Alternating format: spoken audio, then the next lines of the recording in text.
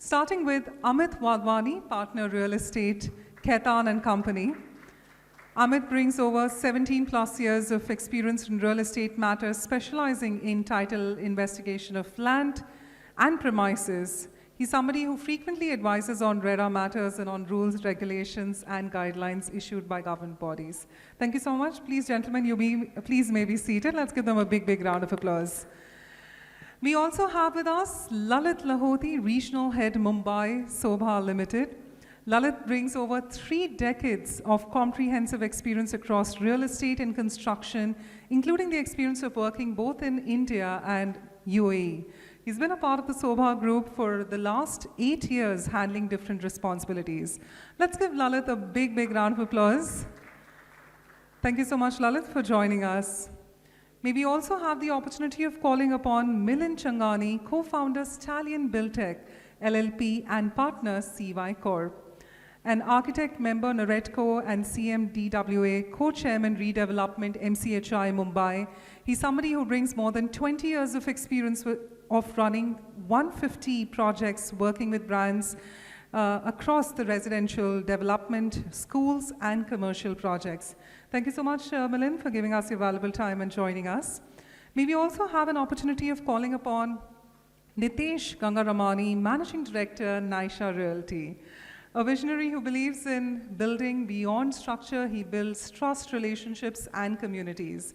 As Managing Director of Nyshaa Realty, he's redefined the real estate landscape with projects that stand for transparency, innovation, and sustainability.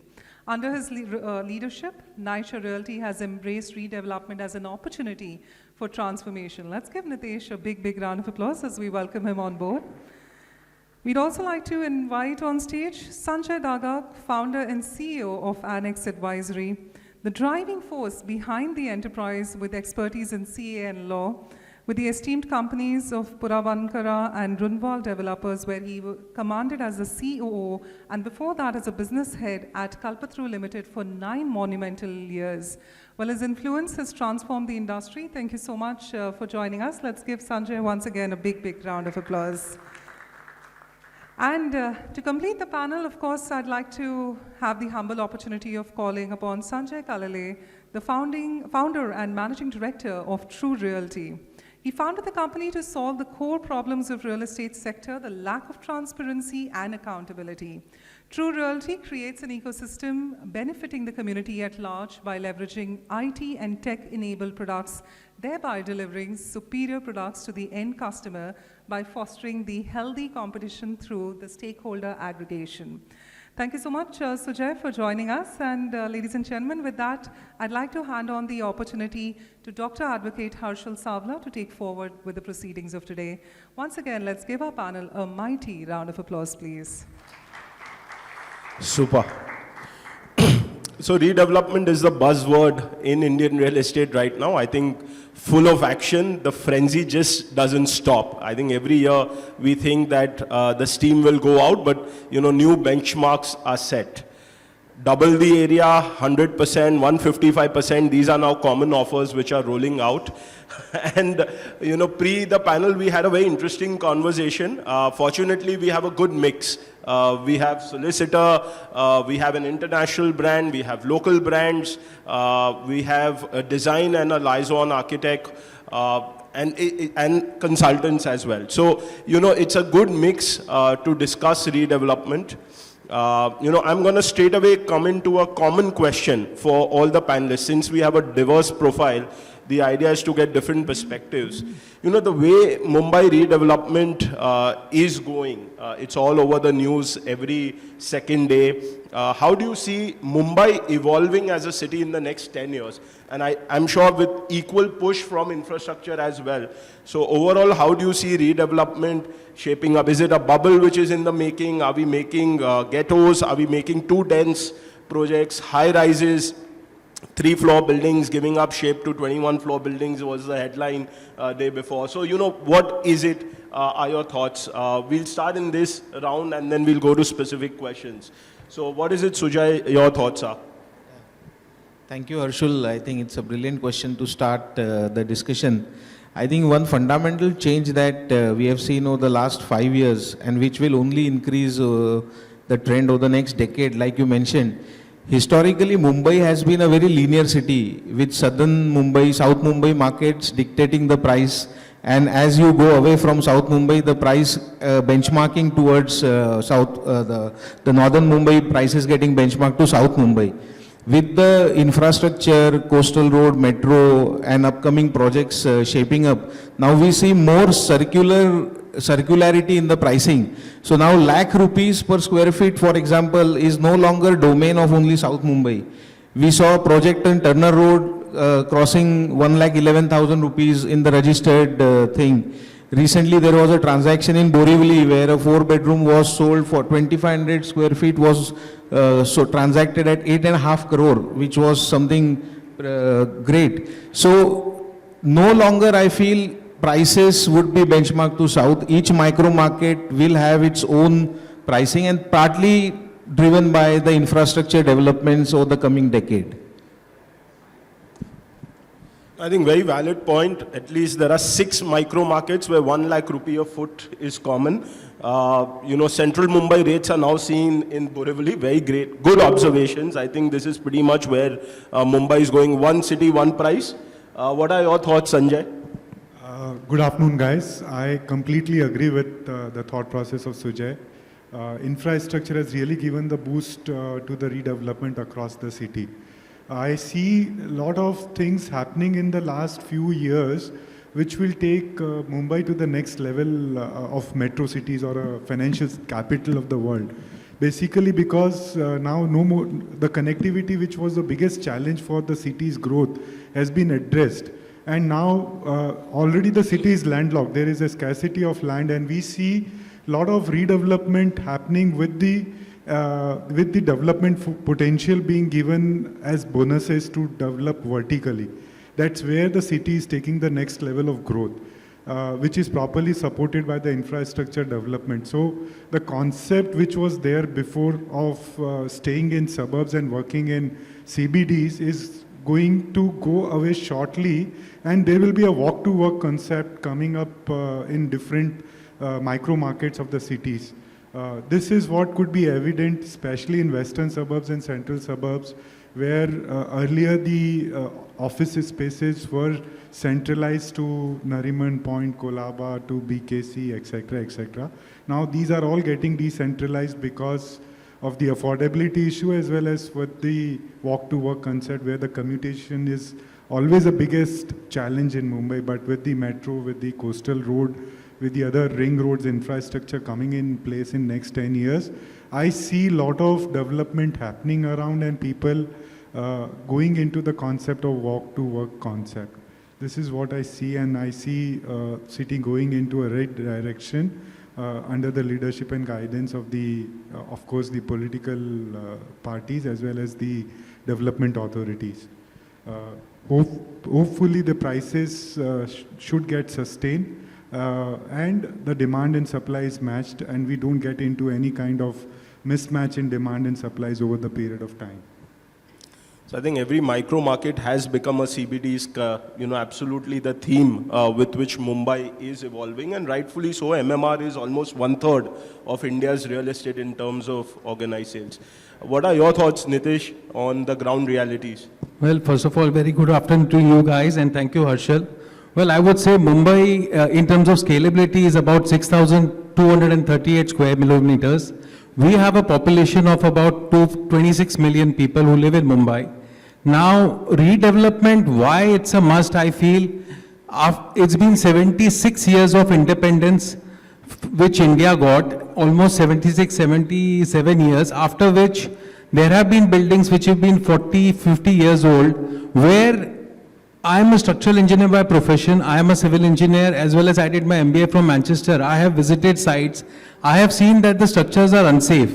So I personally feel that we're looking beyond. First, redevelopment is a necessity, but there are also challenges. So the place where I grew up in Ville Parle, It's a property which was made in 1979, and still from last 10 years, I've been challenging to convince my people there to go for redevelopment, because there are some emotional constraints where my grandmother doesn't want to move out of her house. She says my grandfather passed away there. So I feel it's a need of the hour that we need to have some counselors, we need to have some people, sessions to educate senior citizens that it is necessity, it is something safety for you. In the same society, which is 6 acres, Nedara in Ville Parle, there was a slab collapse on the second floor of the building. And it is something as a threat. Now coming to Vision 2035, under the honorable leadership of our Prime Minister Shri Narendra Modi Saab and our Chief Minister Devendra Fadnavis, we are thankful for the coastal road. I never used to go to meet my lawyers in town. Now I make a point that I meet them in town because of the flexibility of coastal road. There is Virar Alibag corridor coming. There is Borivali Mulund corridor coming. There is again Sivri Worli connectivity coming. So I feel the way we look at Hong Kong and Singapore, I don't find there is no looking back for Mumbai in the next 10 years to be as beautiful as Singapore and Hong Kong. Only thing what I feel is sustainability and environment is something we need to take care of, because this is the future and redevelopment is a necessity. It is not something where we have an option. We need to get these buildings vertically built and optimize spaces. There was a concept before where people used to say, I have an office in BKC, I have an office in Nariman Point. Now if you ask me, we are coming up with communities where in cluster development, we are planning a commercial building, we are planning retail, we are planning affordable housing in the same vicinity, so that the travel time is being cut off. There was a saying that in Hindi, my due respect to you all, Niche Dukan Upar Makan. I feel that is something which we are looking at in the near future. Thank you so much. Fantastic. Well, absolutely, Niche Dukan Upar Makan is required to make the project feasible also. So from that sense, but I'll tell you, you spoke about coastal road, and there's an amazing fact. The stretch from Worli to Nariman Point is actually fully funded by a premium which real estate developers pay called the fungible premium. Absolutely It's a true. developer fraternity which has contributed financially towards the making of that stretch. But of course, yeah. But sir, I'll tell you one thing, Saab, with due respect to you, being a businessman, time is money. For me, 1 hour of saving of time is equivalent to X amount of wealth, X amount of expertise, which I can put on some projects. So definitely the money has gone into of huge premiums in the projects, but as long as it adds value. And see, I have been in Dubai for about 8 years. I have met His Highness Sheikh Mohammed bin Rashid, and I have seen the kind of vision he has for his country. The same vision I can see in the eyes of our Honorable Prime Minister. So trust me, I think 10 years we are going to be again in Hindi, I want to say word Sone ki chidiya. I pray God that everything falls in place. Great. Milind sir, you've seen from close quarters the way the whole redevelopment story is playing, right from boutique projects to cluster, the way it is shaping up. How do you see redevelopment shaping Mumbai, and what are the present trends in your site for redevelopment? Good afternoon, everyone. Thank you, Harshul. So, boutique projects are very individualistic projects, and they deal with micro level. And what we don't realize is, हम लोग आज सोचते हैं कि ये building यहाँ बनेगा, next day, next बाजू में दूसरा बिल्डिंग बन जाएगा. So our solutions are very localized, and they are not holistic in nature. Whereas cluster development, I think the challenge is at a very macro level. You are thinking of not just individual planning, but you're thinking of various land parcels coming together, various stakeholders coming together. You're thinking of vertical transportation, horizontal circulation, and lot more challenges. And as we all discuss, livability, whether sustainability, I think cluster is one thing. You know, if there are lead consultants present here, they can vouch कि भाई अगर 10 individual project किए and 1 cluster किया, the waste generation is 40 to 60% lower in a cluster. If there are developers, they know that the cost in cluster is 30% lower than an individual cost of any project. If there are architects, they know that now they are going to design in a holistic manner where you don't have overlooking of flats, you have better light ventilation, you have better amenities, you have better facilities. Livability is better in a cluster development. So I think if Mumbai has to move forward, we are getting vertical, we are getting denser, we are going to be much more complex. Infrastructure, even though it's there, I have a personal feeling that it's not sufficient enough. It needs at least 8x boost from what is being currently happening. Otherwise, we're going to crumble down to a certain extent. Matlab, it's good to transport from one point to another like coastal road and it's getting extended further down. But internal circulation also needs much more thinking and out-of-the-box thinking from the government level at a policy level. And now is the time. I think we are poised at a redevelopment boom. It's not going to stop. We need to move forward with the large-scale development. Sir, I would like to add on infrastructure. I have also in the past been associated as an infrastructure contractor. We did a project in JNPT, which was an SEZ project. You will be surprised to know that Prime Minister of India, who was busy traveling for so many days abroad, he has been busy with so many agendas. PMO was specially monitoring JNPT Pune Metro projects. I had PMO team monitoring from Delhi, coming to JNPT every month and ensuring that timely delivery of projects. So sir, I would say that being a contractor now, there has been a change after BJP has come into force. And with the new government, I assure you that in the next 8 to 10 years, you will see a big boom in the infrastructure. Because I have personally experienced. So this project was for 42 months. We delivered it in 36 months. There was a project NBCC Gujarat Bhavan, which was for 38 months. We delivered it in 31 months and we were awarded by Mr. Prime Minister Narendra Modi. It was inaugurated by Narendra Modi Saab in Delhi Lutens. So guys, Mumbai is changing, India is changing, India is shining. Let's have faith in our country. Recently, my friend was in London. I don't want to mention his name. He was at Night Village. He was wearing a Rolex watch. He was being robbed and he was stabbed. It was there in the newspaper. Luckily, he didn't die. He reached the hospital. So we are fortunate and thankful to Mumbai Police and Fadnavis Saab that we have governance, we have safety, security. This country, after Dubai, I feel, is the safest city to live. This is what my opinion is, Saab. Absolutely. Absolutely fine. But I think we need to keep challenging it. Absolutely.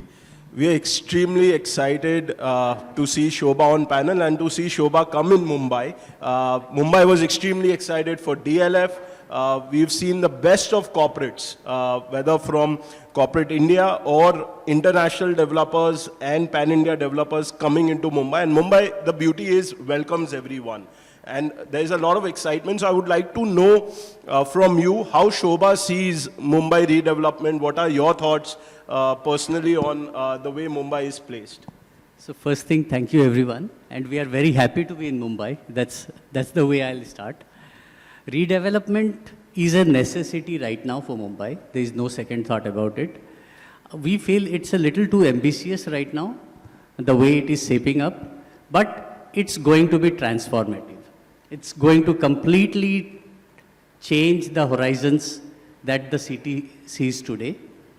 Coupled with the kind of infra commute which the panel already has shared, I think it's also going to help probably 10, 12, 15 micro markets, whether it is the rate per square feet or whatever measures and yardsticks we talk about.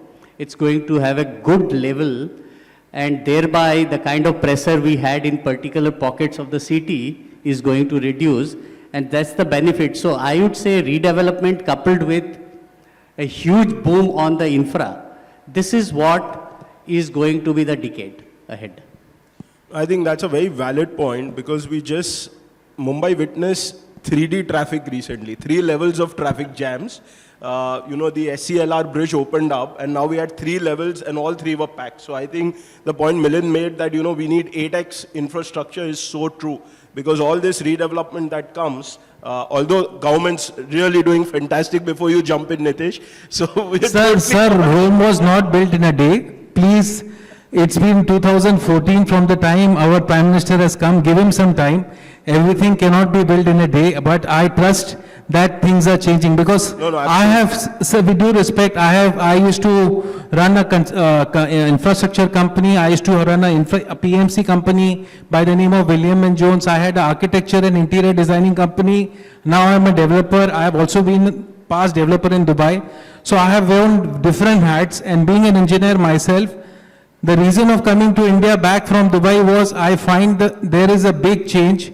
Well, we will just wait for the right time to come, but I'm with you. There are challenges, but if we are one and if we are together, we can make this country proud in the next 10 years for sure. Amit, you've observed redevelopment from 4 quarters. You know, society members, developers, lenders, tenants. What is your perspective on the way? And, the biggest challenge right now is the legal contracts, because, they are so very important, because that is absolutely the first step towards fructifying a project. So what is your view? And give me a stakeholder perspective on real estate redevelopment right now and the way things are that comes to your table. Sure, thank you. At the outset, thank you for having us over here. It's a really good elite panel on to discuss these issues. Picking up from the tug of war with Milind and Nitesh are having, I'm sure they'll agree to one thing, that the rain gods are favoring the developer. We don't have to create a cloud like Dubai for water scarcity, because we see a 7-floor building being constructed into a 40-floor building. Where is the water going to come from in future? Thankfully, gods have been great. On the infrastructure, one thing we should be proud of, if we see the skyline over here, we see the skyline there. If you come from the ceiling, it's a very proud moment. Absolutely. You see. It is very close to what you see in Singapore or in Dubai. Nitesh would agree with that, even Milind would agree with that.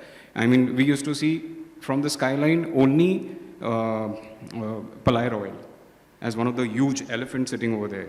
And everything was uneven. I'm talking about 2014. I think that was the only giant structure standing. Today you come from the Bandra ceiling too early. You will be proud of it, the kind of brands. Thank you for that. Skyline, I really enjoy traveling from Lokhandwala to my office in Lower Parel. It's beautiful seeing the skyline over there. So that's one proud thing to go on for. Infrastructure, yes, should be created, because if I stay, my office is in Lower Parel. We have India Bulls, all the mill land being packed. We have Lodha Park. We have Birla Niara coming in. We have Raheja Altimus.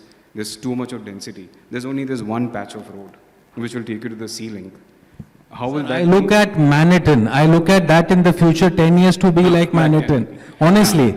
So that is one. Now, that's all on the lighter note. Coming back to the legal aspects, there's a lot of excitement on redevelopment. We've seen tenders being filled in by developers at the cost of 25, 30 tenders for a society at a size of 600 square meter also. The excitement is there. The developers want to book, enter into redevelopment agreement.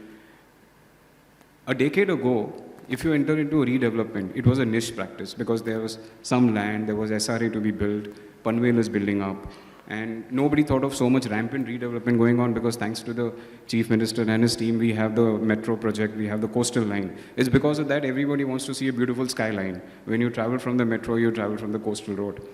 Fingers crossed if we see a Shobha board also through the skyline, that's what they wish for. And so if the excitement a decade ago was very different. One-sided contracts. The developers would have their say in the contract, because there's a leading developer used to come. Societies would have a tier 2, tier 3 or a tier 4 law firm with them to represent them. Usually it's easy to convince them from a developer's legal team to agree to this clauses saying, bharosa rakhiye, koi dikkat nahi, ho jayega, it'll be a good project. And definitely they do mark up. But nowadays societies and even the lenders have become very smart. We represent in Khaitan company at least 12 to 15 societies ourselves. And they're happy to engage top law firms. Many other law firms at our peer are engaging with societies also. So it's not that easy for developers and the legal team to negotiate a contract with the society. And it becomes worse when a developer wants to create a lender for the redevelopment project. Because the ask of the lender would be, I need a mortgage on the development right of the developer, receivables of the free sale component, and I need the society to even mortgage the land to me. Because without that, I may not have a full security. I may not be able to chain up the society if there is an enforcement proceeding. Societies refuse. And they're right to refuse. They're saying it's just land. They're all middle class people. They really don't want their land to get into an enforcement proceedings under an IBC or a SURF-AC proceedings. So they refuse. This is how we come into the picture to explain to the developer, four stakeholders, as you said, to the developer, to the society, to the lender and the free sale buyers, that how you need to structure the document today. You cannot go ultra legal. If you go ultra legal, how have you been going? RERAs, consumer forums, your high court, your NCLTs will be filled with cases the way it is going on. There is no roadway to any of the stakeholders on what's going to happen unless someone comes up out of the court. So what we advise, if I'm representing a society, I will not try to impress upon the society that you have these robust clauses. Have a very strong termination clause. Have a good event of default. If the developer goes into liquidation, if there is funding issue, if the developer does not matches the milestone of construction. Earlier, there used to be, you have a good, robust termination clause, you have a consequences of termination, the developer only has a license to enter the property, please terminate that and let them be at bay, and you enjoy having a new developer in place. But now RERA has come into place. It's very difficult for us to advise a society to have these robust clauses, because if society acts upon that termination clause, free sale buyers will come against the society, because RERAs are giving mixed views today on whether society steps into the shoe of the developer as a promoter, because they are also meant to be a co-promoter, even though they don't declare themselves on the website as promoters, but they become a co-promoter under law, which is a fact from the MOFA day and even from RERA regime. So there they fall into a problem. We are seeing a lot of plethora of cases where free sale buyers have no choice remaining, but they'll have to litigate against the society for claiming refund of their money or directing the society to give possession of their flat. From where will society give a possession of their flat? So there we say, please be very careful. Then if there is an event of default, the lender will also create an event of default, because they have cross-default provisions. That if there is a default between the society and the developer, there's an event of default in the financing document between the developer and the lender. There again, society is in a big array of issues, because lenders will try to enforce the security, will try to take the property into SURF-AC or into IBC proceedings. Society is stuck at there. So society faces issues from the developer, litigate to enforce the termination. They face issue from the lender, because there's a tug of war between there. Lender will force all the rights to not let the society terminate the development agreement, because the core security of the lender then vanishes in thin air. Then you have the free sale buyers. If society terminates and say, no, it's very unjust to us, free sale buyers will come against them. High courts are supporting society, saying that you will not be considered as a co-promoter. You will have to go sit with the association and find a new developer.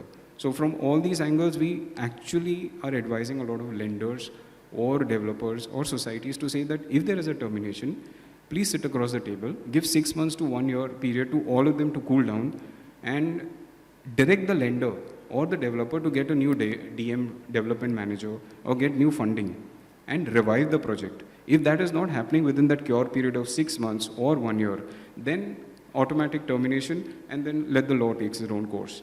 Successfully, I may not name, but there's a project in Bandra, and there are 2-3 other examples we have where we have structured it in a manner where the lender has attempted to initiate an action against the existing developer who has defaulted. And somehow the society, developer, lender came together and they found a good development manager. The project is up and running, and through the development manager, everybody are very happy, but it needs to be structured. Everybody should not have their ego battle on table. Super. I think that was an absolute masterclass about the legal do's and don'ts. Great. Milind, I'll come to you now. We'll go in a rapid fire format, 15 minutes and quick questions. Hyderabad is a city with unlimited FSI, and now it's sort of seeing, because you can't gauge what really is the potential of the plot. 5.4 FSI across the city is now well known to even the kid in the family, but there are certain provisions within the DCPR which allow you to really go up in double digits also, if the plot has the potential and the commissioner agrees to what you are proposing. Given this frenzy of FSI, and we've observed that when FSI grows, actually it's the landlord or the society which really gains, although media believes the developers stand to benefit, but not the case really. How do you see livability going in Mumbai as a city? Because everyone's just there to maximize FSI instead of optimizing FSI, which should be the base case really to start with. So financial feasibility is the most important. Nothing goes against that.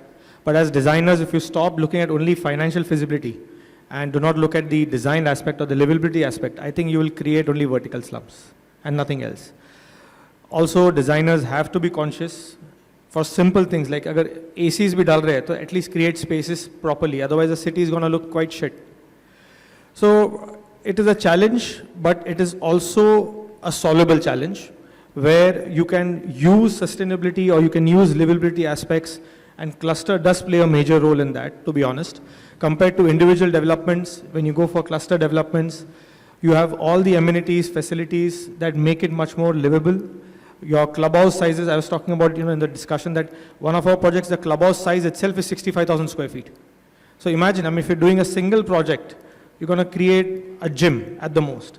But if you start creating a cluster, you start having amenities, facilities from 20,000 square feet to 65,000 square feet. And these are not spaces just inside the flat, but these are outside, which make it more livable. And that's what the city and the whole redevelopment fraternity needs to do today. Great. I'll extend this thought process to Lalit ji. Shobha is known for its quality globally. And, given the kind of scale and density that Mumbai redevelopment requires, because you remember you also have a redevelopment angle. So you have a rehabilitation component where people with 150, 200 square foot go as high as 600 square foot. So they get almost 3 times the area, especially in a cluster. And plus you have an equivalent proportion of free sale component. So how is Shobha looking to address this fix, especially in cluster, where you get the land, but you don't really get the density that you desire? So basically, we don't see a challenge in terms of the quality part of it. Yes, the density could be very high. We do understand that. But quality itself is a function of how you want to design that particular project. Like, we believe in something called as a backward integration model, where our entire design and engineering is with us. We have our in-house workmen, we have our in-house factories, and we have even our quality assurances, which are all in-house. So this is something, sorry to interrupt, but even it's a case study of Shobha's backward integration in real estate. So I would really want you to spend some time explaining this. Maybe I can, take a minute to explain that. So yes, it's a case study with Harvard Law School as well. And what we typically do is we have designed the entire construction canvas into 28 different activities. So I would say if we have to look at a book, it has 28 chapters. So there are 28 activities. Let's say tiling is one of them. Now each of the activity is further subdivided. There is of course a procedure, so how that tiling has to be done. But the tiling mason who does it, so that is where it actually starts. He knows what kind of tools and equipments are required for, say, 200 square feet to be constructed. So that is also part of the manual. The manual also talks about what will be the methodology for the quality inspection. So the mason knows very well that whatever he does, these are the things they are going to check in terms of quality. The third aspect is what are the lab tests that will be done. So that is also a standard. And final thing is, yes, there are checklists. So there are 72 checklists and 1456 checkpoints each of the project has to go through. This pretty much is our culture. So we do rigorously, as rigorous as you can think about. And there are 4 snags that happens in the entire lifespan of the project. And that's the way quality comes out. I think it's a bit fantastic, longest kind of an answer. Mumbai is set to get pampered with this quality. Mumbai customers are known to be the most tolerant ones who just expect a home in time. I think the way benchmarks at these levels, but super, it's absolutely a case study. We really admire this kind of approach. Thank you. Slightly changing the tone from redevelopment, there is also self-redevelopment, which is discussed. And recently we saw a plot in Bandra. Akbarji is over here. He was instrumental in doing that, seeing self-redevelopment. And that's caught a lot of momentum of the government as well. Sanjay ji, you interact a lot with societies, with developers. What's the thought process, ground reality on self? I don't want the media answer. I want the ground reality on where really self-redevelopment is. So self-redevelopment is a preferred option with the society, but gets stuck with the finances available to them for kicking off the project in terms of approvals, in terms of mobilizing the site, etc. So there is another concept which we have suggested for those societies who are willing to look at self-redevelopment, is to look at a development management model being carried out by the societies, where they appoint a development manager who has the responsibility of bringing in the finances which are required initially to kickstart the project, as well as for the approvals, and then later on meeting the cash flow requirements through the sales, etc., etc. So this is what we are pitching to the societies who are looking at self-redevelopment. So whatever surplus remains at the end of the project gets distributed to the members over and above the area which is being bought by the members at the initial stage. So honestly, this is a vertical which needs to be looked into in terms of making finances available to the societies who are looking at self-redevelopment. Right now, only the cooperative banks, that too with a limited corpus, is funding those projects against the mortgage of the land title. So again, getting the approval of the general body to mortgage the land is the biggest challenge with the society who is looking at a self-redevelopment model. This needs to be looked into by the government and the authorities, how that can be promoted, especially for the societies which are in the category of 600 to 1200 square meters, where for them to get a reputed brand to take the redevelopment is not possible, not feasible also for the incoming developer, but very well workable for those societies to get into a self-redevelopment model. As pure experience and an extremely practical solution, DM model with developer putting 25-30% equity is the best way out for these smaller layouts which are 600 to 1000 meters. So absolutely we advise all clients, be it societies or be it developers, any redevelopment opportunity has to be legally and technically buildable. It has to be financially feasible and fundable. And then it has to be finally commercially sellable. Then only it makes sense to get into a redevelopment. Just not the rent corpus or the additional area what they are looking at is the sole criteria to get into redevelopment. So at a recent CREDAI change of guard event, Honorable Chief Minister said that Mumbai has the potential to even overtake Dubai. And Nitesh, I'm going to bring you in on this one. We all look up to Dubai for a lot of things. There's global benchmarking, quality, branded residences, standard. Of course, whatever city provides in terms of infrastructure safety is there. But from real estate, it's really a case study, and from infrastructure as well. You spend sizable time in Dubai. What are the lessons, from the shortcomings of Dubai, which Mumbai should keep in mind? And if policymakers were really listening into this, what would you share from your Dubai experience, which should be lessons from there, which Mumbai should keep in mind? Sir, first of all, I would say that Dubai is a one-man ownership rule wherein Sheikh Mohammed is the final decision maker. With due respect to our country, we are a democratic country, so there are multiple stakeholders involved. There is different finance ministries. The same is the goes in Dubai. But Dubai, Sheikh Mohammed, his idea in 1981, when he thought of Dubai, had a dream that he wants to make a world-class place for the entire world, people from Singapore and other countries to come and live in Dubai, wherein it's a new city which is being planned in a way where they had an option to hire the best urban design. My own cousin sister works for SOM. SOM has done Burj Khalifa. My sister was a part of Burj Khalifa. When it comes to Bombay, see, Bombay is a place which has evolved over time. There has not been an urban development properly which has happened. We have been following the same roads from last ages. We've been following the same road widths what we have from, till today. So Mumbai being a place like central London where already there have been developments, so there are lots of challenges. So to overcome those in terms of Dubai, what I feel is that we will have to have, first of all, Dubai is going for sustainable construction. They are going for thermolite blocks. We are planning to introduce thermolite blocks which will reduce energy carbon emission. When it comes to being Dubai, Mumbai becoming Dubai, I feel that there is a lot of education required towards platinum LEED rated buildings, gold LEED rated buildings, because future is going towards zero carbon emission.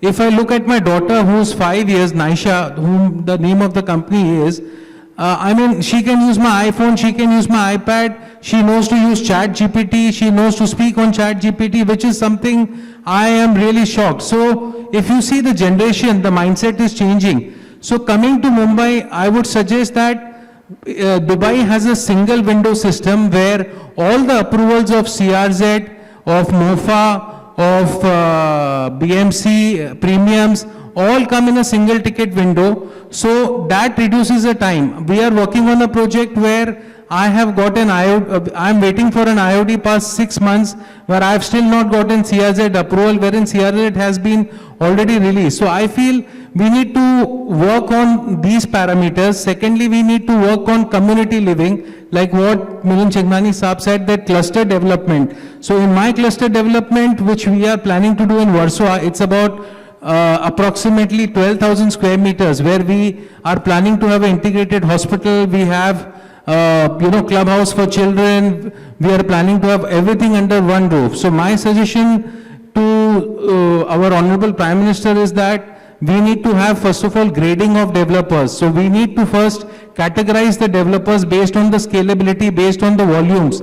So if some developer has done 5 lakh square feet or more than 5 lakh square feet could come in a grade A developer, there needs to be liquidity. So I am doing a luxury residential project in one of the prime sea-facing properties, where I am furnishing 100 crore bank guarantee as a liquidity for 18 months, showing that I have the sufficient investor funds to do the project.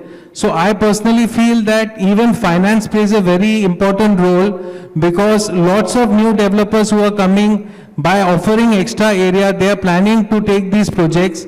But guys, listen, these middle class, lower middle class, upper middle class families, they have been living in these houses for 40 years. This is something which is their dream, where they have lived for ages. We need to build trust on them. We cannot have any chances of letting go that any project not being built. Today morning, I will share a message with you with one of my friends from Dubai, Mukesh Lekwani. Unfortunately, he has invested 3 crores in a project in Sion, and there are 70 investors from Dubai. They've been struggling for 3 years with a very reputed developer, and he called me and said, Nitesh, can you help me here? Because it was my hard-earned money for years. I was living in Sion, I'm doing a job in Dubai. All my money is at stake. So I personally feel Devendra Saab needs to look at a framework of grading of developers, seeing their net worth, seeing their liquidity. If people don't have liquidity, I feel don't get into this game. There are, I would suggest, Wadhwani Saab can suggest that termination and legal clauses of RERA, I feel imprisonment also should be put into place if the timelines are not being met, because this is not a joke. We are talking of lives of hundreds and thousands of people. So this is what my opinion is. And when it comes to Dubai, sir, I don't find that in the next 10 years, we won't cross Dubai, but at least where we are today, we can be at least 50-60% of Dubai. This is what I personally feel. Super. I think great points. Just like banking has KYC, know your customer, we need to have KYD, know your developer. And RERA actually licenses the project, it doesn't license the developer, which Dubai actually does. So, but we have our own private limited LLP partnership sole proprietor concepts, which is why it becomes a web. So I'm going to move to a closing note. Sujay, at this point of time, Mumbai redevelopment is seeing a very interesting trend. There is a family office which is taking up the job of cleaning up the plot, vacating the plot, and then there is a corporate balance sheet which is actually coming in and completing, from vacating to OC, which is actually proving to be a good formula win-win for the cluster redevelopment, which Milind and Lalit and most of the panelists talk really high about. And that seems to be the perfect solution of the missing leg, because the corporate balance sheet is not able to do the job which is pre-vacating, and the family office is not really able to do the job, which is post-vacating, which, Nitesh made an emotional appeal to. So, you've had a corporate background. You also have an entrepreneurial background. So this is the most apt question to close our panel with, that how do you see this chain of activity shaping the larger developments going forward in Mumbai scheme of things? So, as you rightly put it, the main difference between a corporate background and an entrepreneurial background or mindset is ability to take risk, which, and obviously in a corporate setup, you are more short term and medium term in vision. So your vision, a long term vision is more for a family office like you mentioned. So this was pretty prevalent till 2010 for slum redevelopment projects also, where we had many tie-ups. The earliest being Uptown and DLF, Unitech and Uptown and others pre-2010. But as you rightly said, this is now becoming a trend instead of being a one-off. Some of the risks and the time it takes to clear these and bring from being inhabited by people to making them plain playgrounds per se are some of the risks that family offices can easily take, and then handing it over to a corporate post that seems to be a trend going forward. So absolutely. So I think on this note, we will wrap up the panel. Thank you everyone for all your insights. I think redevelopment should not be looked as an activity to multiply your family's net worth. It should actually be an activity where you get a good experience, good living style, a green building, and something which is more livable and enhances your standard of living. I think if that approach is followed by the stakeholders, and this is across the board, then Mumbai will not be saddled with stall projects, but we'll see actually quality of life come back to the city. Thank you everyone. Harshul, so I would like to add that if you see recently Blackstone has bought 66% equity in Kolte Palte developers. I find this as a very positive move. Absolutely. We are also tying up with a very, very big fund which has a value of about $50 billion, where we are working on a business model of structuring how the fund and the developer can work together on a business ratio where they come in as an equity partner, we put in the seed capital, and we work on a minimum interest to be given to the fund, plus the coupon, after the coupon is being given to them, then the residual profit has been shared. So the idea is that I feel finance is the key, approval is the key, many other things which will fall in place, plus sustainability in terms of the material, reuse of materials is also the key, of what kind of materials are we using in development of the building considering the carbon emission factor. So thank you Harshul so much for your time. Thanks a lot sir. Thanks. Thank you.